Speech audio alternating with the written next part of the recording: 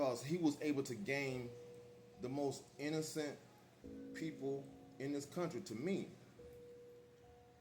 like, I've worked around these people all my life. I've lived around them, and when I say these people, I mean the typical white Southerner, the typical white Christian Southerner. I don't know how they allow themselves to fall for such a vile human being, but I've worked around these people all my life. They are good, decent people.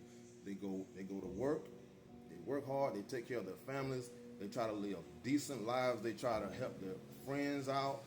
They're good people. They've just been bamboozled by a fucking con artist, and we can't wake them up. We can't wake our white Southern Christian people up from this nightmare, because they only thing they've done is work, kept their heads down, paid their bills, have a real basic generic feeling and understanding about how government work. It's real broad and basic. They're gonna do what they want to do. I mean, all politicians are no insight into politics at all, because they're busy working, feeding their family. Like, I know these people personally. I've worked around them. I've done construction work here in the South. I have friends that are Trump supporters, that are real good people, that'll do anything for anybody. Trump don't deserve their support. That's how good they are. But one thing I know about these people, once they wake up, once they realize that they've been had, that's going to be Donald Trump's worst nightmare. These Southern white Christian men. You ever heard the phrase a Florida man?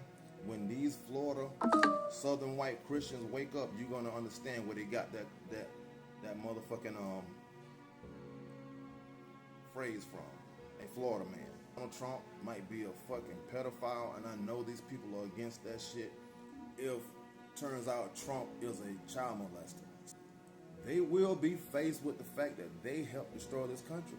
At some point, they're going to have to face that fact. There was no way a person who didn't have at least average understanding about the civics in America and how the government works and how the country works, there's no way that anybody could have withstood the onslaught of lies from Donald Trump. Like, Donald Trump is not a populist, he's a fucking demagogue. There's a difference from a populist and a demagogue. Donald Trump is a demagogue, and he's so good at it because he's used to marketing. And so his demagoguery is on another level. And so if you don't have the basic or average knowledge about American civics and how the government works and how it's put together, how our people are organized, if you don't have the basic knowledge of that, there is no way you could have withstood his messaging. Period. Take regulations, for example. All right, so when Donald Trump say he's going to end regulations, and then all his supporters cheer, if they knew that regulations is what protect them, the people, like overtime pay is a regulation. Your company buying all of your PPEs is regulated, is a regulation that the government put on them. Safety equipment that your company provide, those are regulations that the government put on these companies.